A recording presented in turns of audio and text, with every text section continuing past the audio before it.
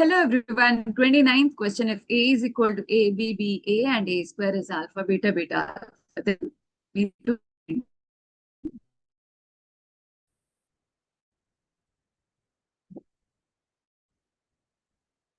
okay. So ನಾನು A into A square ಅನ್ನ first solve ಮಾಡ್ತೀನಿ. So A, B, B, A into A, B, B, A, which is nothing but A square plus B square, AB plus BA.